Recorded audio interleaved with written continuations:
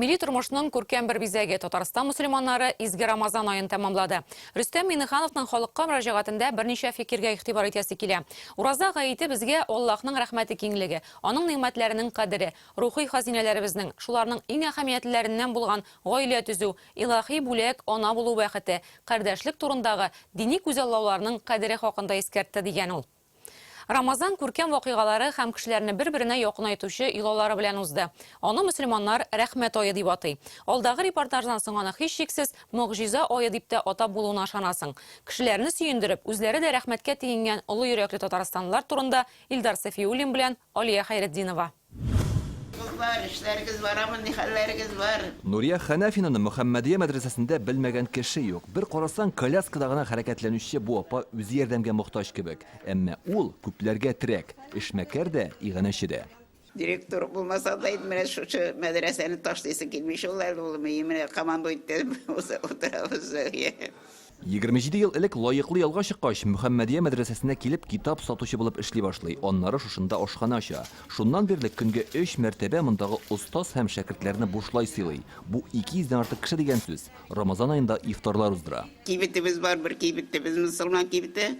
Шул кибеттән дә акча килә, Аллаһ Тәгалә рәхмәте дә. Бәндәләр шул кадәр булышалар, без шул шәкертләрне ашатып киләбез. Тумышы белән Лаеш районыннан мәктәпне тәмамлагач, Сыер Сава Казанга килеп кирпеч салучы булып урнаша хәрби заводта эшли. Булачактан дин юлында Мөхәммәдия мәдрәсәсенә иртән килә, кич кенә китә. Мин үзем бик канәгать булып эшлим. 83 яшь миңа була сентябрьдә. Миңа бүтән бер нәрсә киләми, Аллаһтан рәхмәте кирәк. Кыямәт көнендә миңа шул эшләрем шәфәгатьче булсалар ярапмый. Нурия ханымның Казанда дини китаплар кибете бар. Төп кереме шуннан акчаны ул шәкертләрне ашатуга тота. Килеп укучылар күп ди. Балаларның укымышлы һәм зыялы булып үсүен телей. Шуңа үзеннән өлеш кертә дә. Мәдрәсәгә нигез салган Галимҗан Бардилар чорындагы күркәм меценатлык традицияләрен безнең көннәрдә дәвам итә. Бу бик зур эш, бик саваплы. Шәкертләр турында уйлау, башка кешеләр турында уйлау. Бик зур үрнәк безнең өчен дә. Ул ашату гына түгел.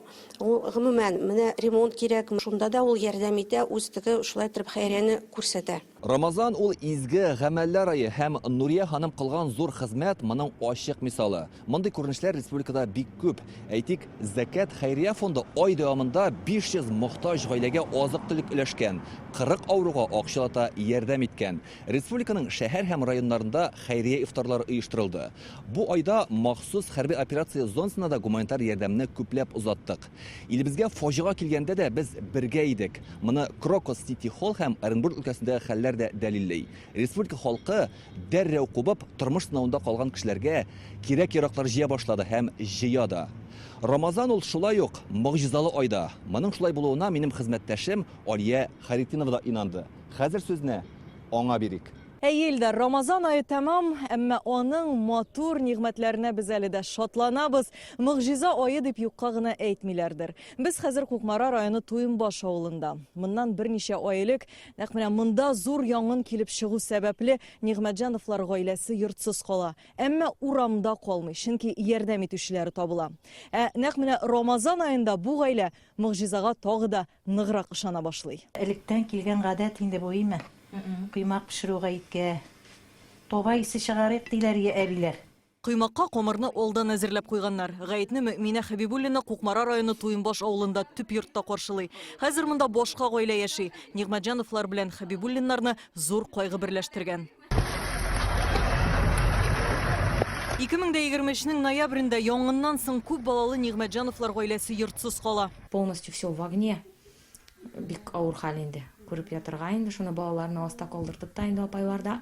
Үзем шунда чаптым инде. Шундай авыр вакытта уйлыйсың, что син бер үзең.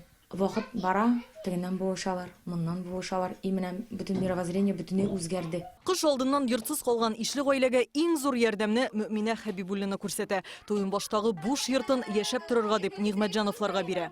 3 бала белән урамда бер нәрсәсез калып, әйтәм, кая баралар бу балалар хәзер? Буш тора бит әйтәм, кертүенә. Чим моңсуланып буш утырганчы балалар тавышы белән гөрләп торачак бит дип Бер гаилә булып яшибез, хәбәрләшеп торабыз, сөйләшеп торабыз. Йорттагы бар эшне килешеп эшлиләр, әмма берсен Нигъмәтҗановлар хуҗага әйтми. Март айында Диния нәзарәте Нурлы Рамазан дигән конкурс игълан иткән иде. Биналарны шушы айга багышлап бизәргә кирәк. Нигъмәтҗановлар Мөэминә апаның бу йортын бизәп куя. Бөтен туйынбашны яктыртып торган өйне авылдашлары гына түгел, жюри әгъзалары да югары бәяли. Мөэминә апа хуҗага юллама ата.